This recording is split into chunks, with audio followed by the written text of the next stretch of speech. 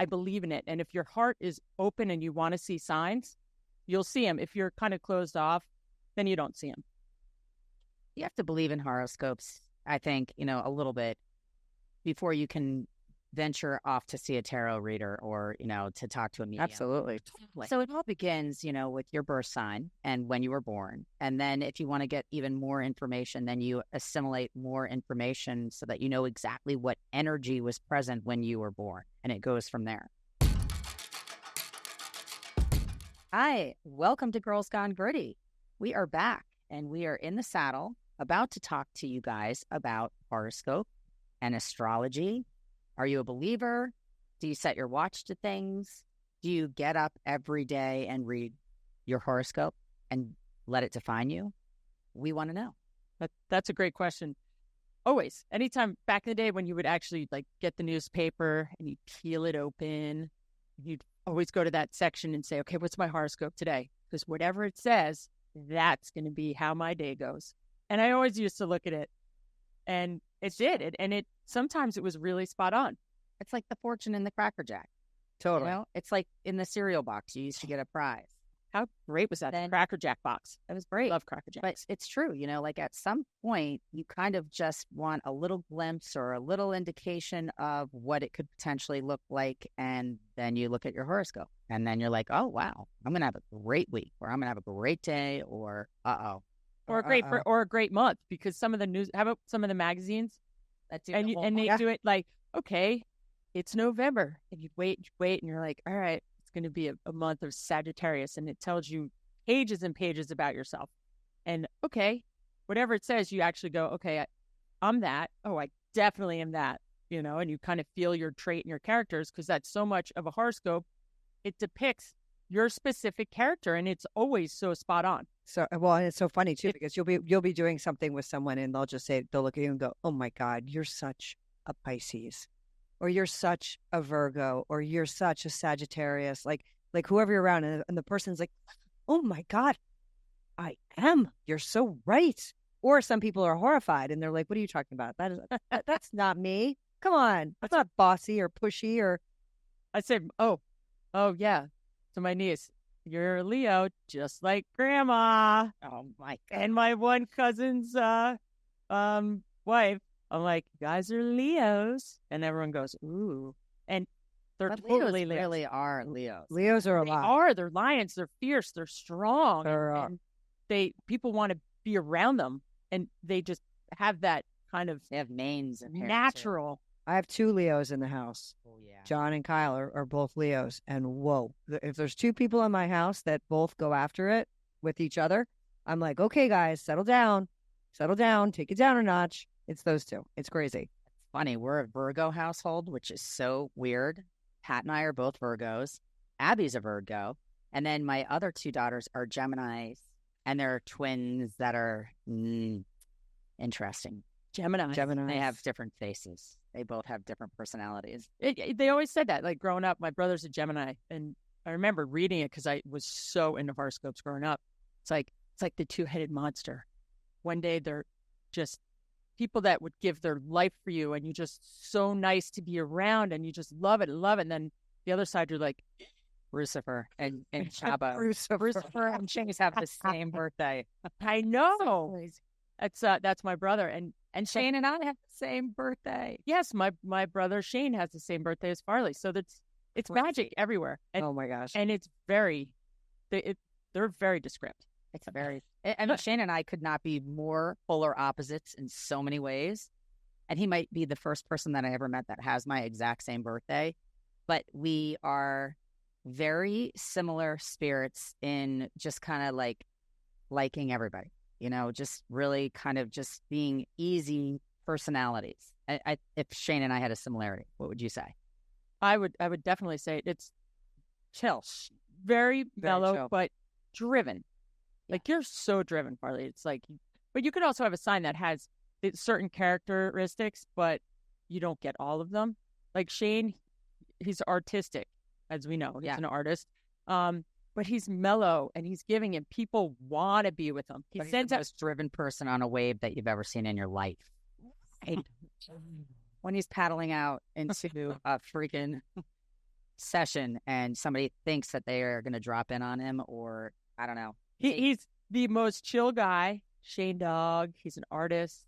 That you see him on the beach. He's like super chill. You get in the water and he is a different person. His head spins around. You're like, it's crazy. But horoscopes do really depict, I think, people's personalities. And when did they come about? Like, when was?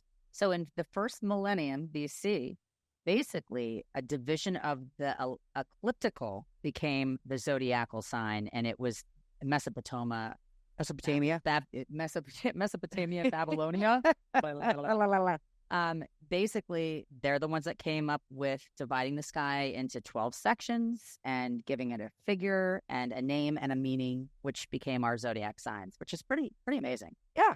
They figured out that the Earth is rotating around and it aligns with it, but it doesn't exactly align with the months. That was the ecliptic. Correct. You know, they knew it was round, right, and they knew everything was surrounding it. Yeah. But then it went to zodiacal, which to me, you know, makes a lot of sense. And if you're sitting there back in the day, the real day, and you're noticing everything that's happening in each season and star positioning and climates and season changes and all of that. I mean, it took a very, very astute person to start collecting all of that information and to try to, you know, give us our seasons, right, and really kind of plan their crops around it, and right, you know, their whole life. So life.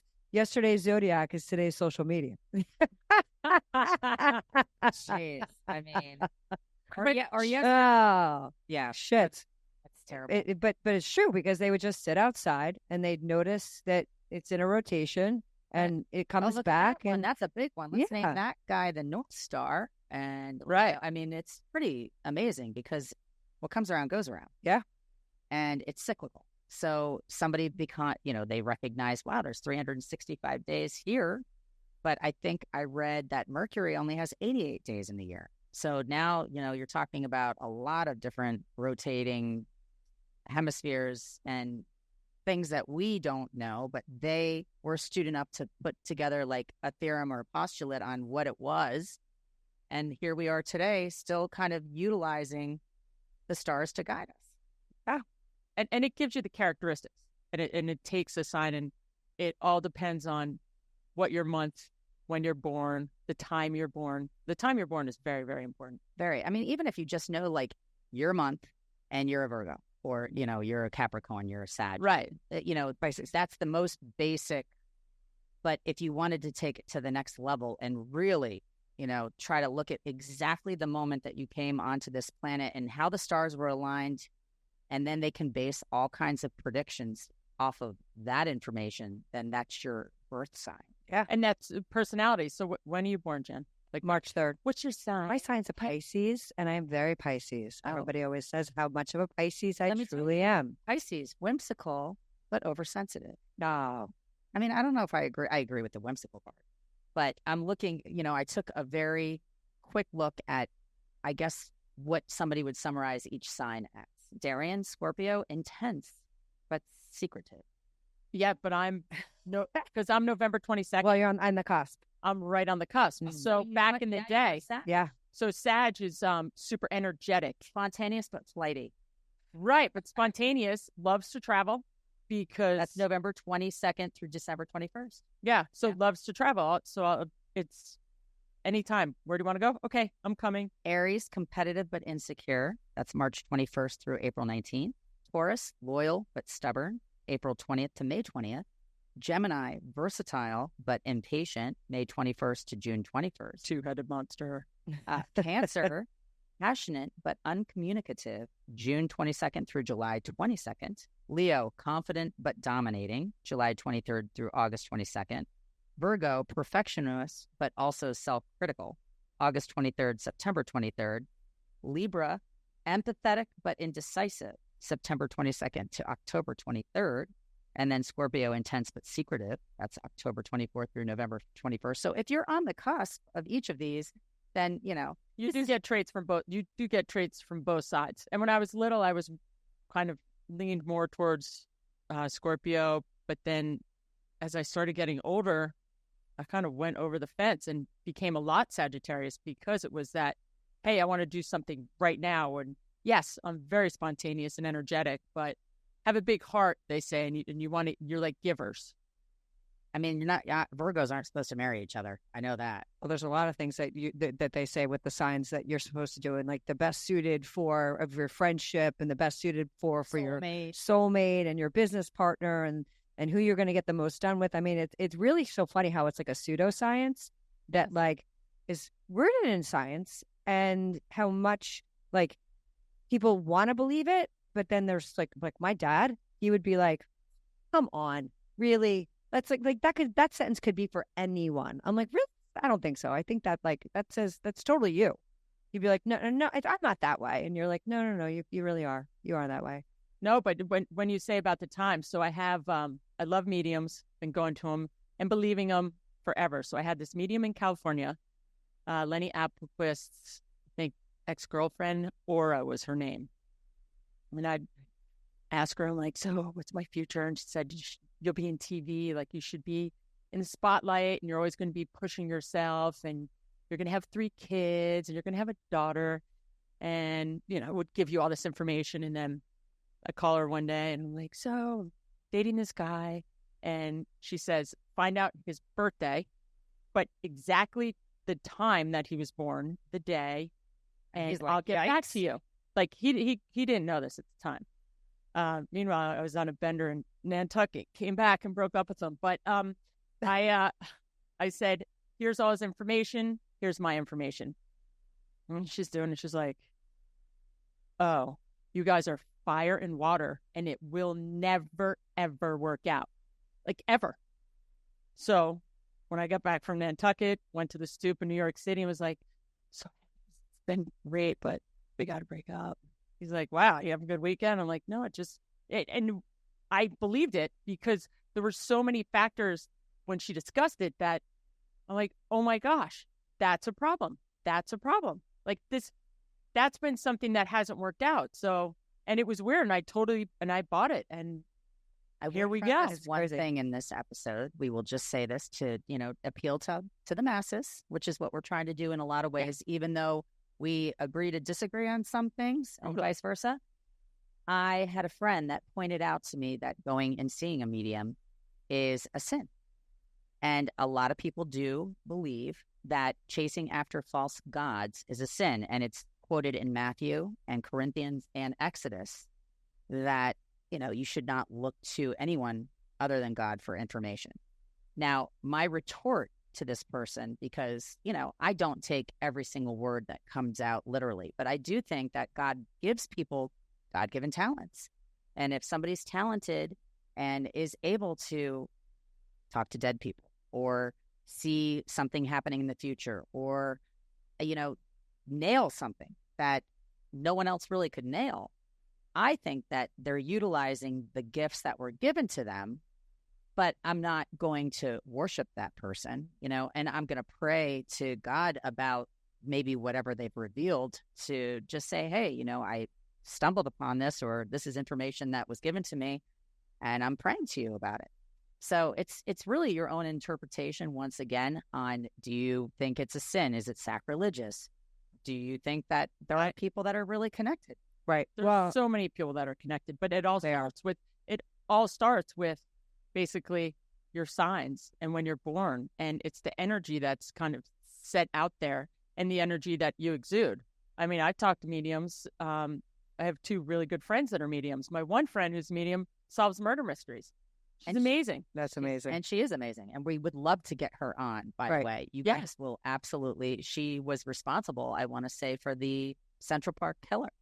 Yeah. There's the Central Park jogging. Right. Yeah. Right. And that's next level. The medium part is next level, because that's not taking the horoscope. That's a whole other episode. Totally. We need to cover that in a whole other episode, just so we're clear, because but you go back to that, but it's believing. You have to open up your heart to believe in your horoscope. Like for me, yes, that's what I am. Energetic. I want to travel. I'll give my right arm to anyone. I love friends. And then you look at your characteristic, the traits. When you look at a horoscope, oh, wow, I am that.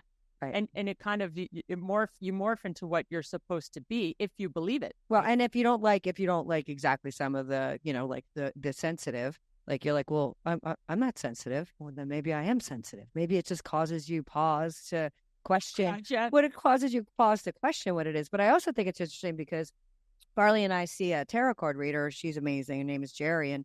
She also, when she does your reading, we do it every year on our birthday. On our birthday. I love it. She'll say to us with certain things, she'll say, this could be a cancer, like this happening with a cancer, or this could be happening in cancer. Yes. So this, I'm not going to like pin down exactly, I'm not going to tell you, I'm not a soothsayer per se. I'm not going to tell you your future. She's like, I'm just going to give you some guidance as to like how to handle some things with some personalities or some personalities of the period. So she was very astute to tell us, like, it could be in the month of Cancer that something's happening that we want to give you an awareness to, because at the end of the day, human beings, we're not the center of the universe. And like, to me, that's like the bigger picture on this. Like, we're this like celestial, like moving like light around, and we're just part of a bigger picture, and understanding kind of where we fit in is like, I think, really cool about the whole horoscope and tarot and all that. Well, you have to open up your heart too to believe. So I had when I broke my neck in 2003, and I got better, and I had met this group of guys at the Olympics. I think I've maybe even talked about it before. So I ended up going on a solo mission to go over to the Melbourne Cup to meet this group of guys that I met at the Olympics. And they said, all right, you got to come. I was out of my halo. I was in a halo for 3 months in my collar, and I was like kind of moving. And they said, it's in 3 days. You have to come, hop on a flight to Australia. I said, you know what? The Sagittarius. Okay, book a ticket, fly there, go to the Melbourne Cup. And then something was kind of pulling me to travel. The races were great. I surfed Bells Beach, got chased out of the water by a great white, and then I hopped on a flight, ended up in Sydney on this kind of road trip by myself, still a little stiff, carrying surfboards because I was fresh from like my ski accident. So surfed my way up the coast, and then I end up literally, it's like, no, like the universe is bringing me into this town. And I go, and it's, I don't know, maybe almost 5:00. And it brings me to Byron Bay, and I walk into this bookstore, and this lady, I kid you not, this old lady goes like this and looks at me and opens the door. She was locking it. And she opens the door. She goes, you came a long, long way to see me. Oh my goodness. And got like head to toe goosebumps. Yeah, I did. And she reading the cards. Just come with me. She had the same birthday as me, November 22nd. Obviously not the year I was born, but came in, and she's flipping cards. And the first card was, I'll never forget, it was like people jumping off a building going left and right. She goes, you're torn. You're torn in your life. You want to be in one place, and your heart wants to be in the other place. So basically, I was living in California and home in New Jersey. So I wanted to be in both places, from my family, like moving me home from California and like putting me in Jersey because I had to, but I always did want to be home. And like, your father is your everything, and your brothers, and just kind of went every card she nailed. And she said, you're going to be fine. And you came this far, and got up. I won't get into all the details, but spot on everything. And it literally was as if I left New Jersey to go all the way to Australia to meet this woman who answered so many of my questions. She's like, that guy you're dating at home is not a good guy. And I was like, oh my gosh, and it went on and on, but so intense, to literally flipping cards. And it's because I'm open to it. Like, I believe in it. And if your heart is open and you want to see signs, you'll see them. If you're kind of closed off, then you don't see them. You have to believe in horoscopes, I think, a little bit before you can venture off to see a tarot reader or, to talk to a medium. Absolutely. So it all begins, with your birth sign and when you were born. And then if you want to get even more information, then you assimilate more information so that you know exactly what energy was present when you were born. And it goes from there. I had a very interesting situation, kind of similar to Darian. I was in Jamaica with Mackenzie doing like a breastfeeding catalog when she was little. And I walked into this store and it had dream catchers and all kinds of, cool things, tarot cards that they were selling in the window. And this woman looked at me and she's like, wow, you are powerful. She's like, you are powerful and you are going to save a lot of lives. Now, this is before Chase for Life started. And I looked at her and I go, really? And she's like, yes. She's like, you're going to save a lot of lives. And she's like, in fact, she's like, I think I need to give you these. And she gifted me the Angel Tarot cards. And it's a box that has an angel on the cover. And she said, listen, she's like, use them whenever you feel like you need to use them. She's like, I want you to have them. So she gave them to me for free. And I brought them home and I thought, wow, that was kind of a cool situation. Fast forward, I did start a nonprofit. We did save a lot of lives. I never used my tarot cards. And then I have my girlfriend, Chrissy, who is our surrogacy episode. You guys can refer back to that. And she had just had probably her last miscarriage that she could have because she was losing all of her female parts and she had no more eggs. And I had said I would donate my eggs to her so that she could have children. And I said, you know what? I'm going to break out these tarot parts. I had just come across them again. I opened them up. I read how to do it. Put your energy on all the cards, shuffle the deck, let her split it. And I'm like, do you want to do a past, present, or a future? And she's like, I know what my past looks like. It sucks. I know what my present looks like. It sucks. I want one card. I'm going for my future. So that one card that she pulled from the deck was Goddess of Fertility. And I just told her that I was going to donate my eggs to her. That's so great. And we have twins. So, Yay. So I mean, yes, it's like you put your energy in things that you want to believe in. And, if you say, I want to do this and I'm going to give 110% of my, effort to it, you're probably going to accomplish it. So a lot of it is a mindset. And I read something that horoscopes not only, okay, let me go back to this because I thought it was pretty interesting. They say that it's used as a tool for advice, for self-reflection, and it's a very popular diversion. I want to say 70 million people are known to read horoscope every day. And that's from the American Federation of Astrologers. Well, you think like you could wake up and, hey, it's going to be a great day. And it's only because it says today you're going to be confident and there's going to be positivity, head center fortune cookies for the same reason. Totally. And you know what? And it's what you make of it. Morph it. Like you say, okay, yes, I'm going to make that happen. It's going to be the best day ever. Yeah. Only because you hear it.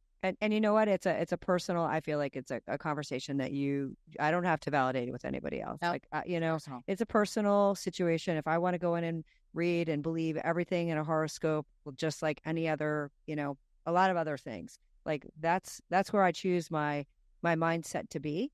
And I'm not hurting anybody. If I want to believe everything that comes out of the newspaper on any page, that's on me. So why is it so hard for people to understand that like the positivity and the horoscope is the stuff in the newspaper that like you're not sure about when every other piece of printed material, like how can you prove it and it's negative, right? It's like, so like when they have a negative one, you're like, oh shit, this day's gonna suck. I need to fast forward to tomorrow. As soon as they say it, you're like, like reading the end of a book. Oh, wow. Yeah. Wait, I don't want to know that. Well, that's like mediums won't say you're going to die. Well, because we're all going to die. Yeah. But just they won't say, oh, I see something bad. Right. I think it's pretty interesting because I think you look at January, February, March, and there's stereotypes for each month. So how could we not assimilate some information that actually makes sense according to star positionings, the sun? I'm depressed when it's winter and I don't see the sun. And, there's a lot of things that probably are very Virgo-esque traits, where somebody else might not be as depressed because they're not a sunny sign as much. Well, there has to be something to it because it's lasted millennia and people still are, literally like rising with the sun and setting with the moon to figure out like where it aligns, where the stars align. And like, that's the part that to me has to have some basis of truth, right? If like, we're all not stupid. We all like, there's something there and we can't put our finger on it. We can't prove it, but it's called faith. It's called faith. It's called having faith in something that you don't totally understand. Having the belief system where you're open to the possibility of not knowing and taking the information that's good and positive and going to move you in a direction that you want to. And that's enough, and that's amazing. How many times have you heard don't sign anything when Mercury is in retrograde? You're like, wait. And I always want to know. I know that Mercury in retrograde is coming up. So it's, something that I can't see. I don't know. But if somebody's telling me I wouldn't really make a huge decision during this time frame because, let's just say your computer, you have technological issues suddenly and everything that you try to do gets foiled. I mean, do you ever have those days? Oh, God. All the time. Today. Yes. That's like a full moon. Full moon comes out. Yes. And crazies come out with full moon. And it's wild. It's true. There's truth. There's truth in that. This is all energy. It's stars. It's the Absolutely. way the universe is kind of, it's out there and it electrifies through your whole body. And I'll know when there's a full moon because I'm like, oh my gosh, let's go out. Let's go do something crazy. Agreed. And where else do you think it comes from? And think about it with signs. Every zodiac sign has a stone associated with it. Right. Like I'm a brown topaz. I'm like, darn it, why couldn't it have been a ruby? Right. So once I give you a brown topaz, you're like, really? Bummer. I want a diamond. You Emerald. With the stones, I think that's interchangeable. I don't want. Yeah. We can invite the energy in on any stone we want. But how do they come up with that? So there is a pattern for all of that. Oh, and it's totally. just the different energies. And you look into these crystals. You could go in 50 different directions. Right. Right. And then you take it down to for those of you that don't know, I'm a master of Reiki, and you take it down to the chakras, and all the chakras have colors and stones and vibrations and sounds, and everything's aligned in a scientific nature that makes sense. The different it's like light. It's like with the spectrum of light, right? It all has a different color based on the frequency of the light. So what's the difference between zodiac signs? Nothing. It's a different frequency that was being emitted at a certain time period, as the Earth is orbiting and as all the other planets are going around. So yeah, to me, I don't think it's pseudoscience. I think it's science that we just don't understand yet. But I think it's fun. Have a fun. It's better. I didn't get to do Capricorn, Aquarius, and Pisces for those that are listening. Okay. So I'm going to go back. A Sagittarius, spontaneous, flighty. Capricorn, goal-oriented but unforgiving. That's December 22nd through January 19th. Aquarius, philosophical but detached. That's January 20th to February 18th. Jeff and Michaela, my sister. And then Pisces, whimsical but oversensitive, February 19th to March 20th.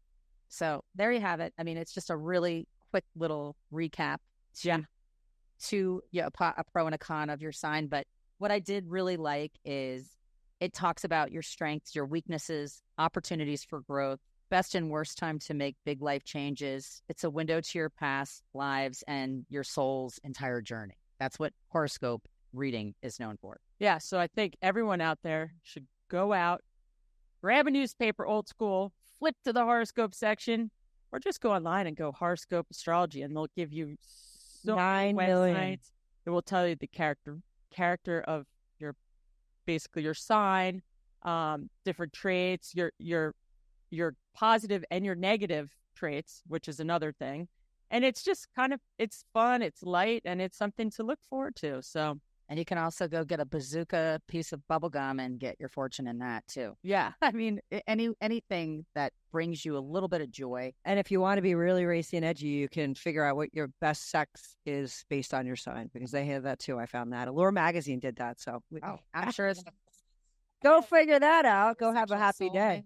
Yeah. Well, the other thing that, is interesting is some people will actually figure out their sun chart because of the inception of their business to see if their business is going to be successful because it started exactly at this. Like leap year? On that note, oh my God, it's been great to have you guys tuning into another episode of Girls Gone Gritty. Go out and read your horoscope. Go out and jump into the deep end of just seeing what's underneath the stars for you today, this week, this month, this year. Maybe find somebody to read your tarots. Just go try it. No harm, no foul. Go enjoy the moment and explore the supernatural. Yeah. Take it in. Take it in. And because of my Sagittarius is calling me to travel, I'm going to go travel south. So we'll see you guys next week on Girls Gone Gritty. Peace out. Peace out, people. Thanks for tuning in. Thanks for tuning in. Bye.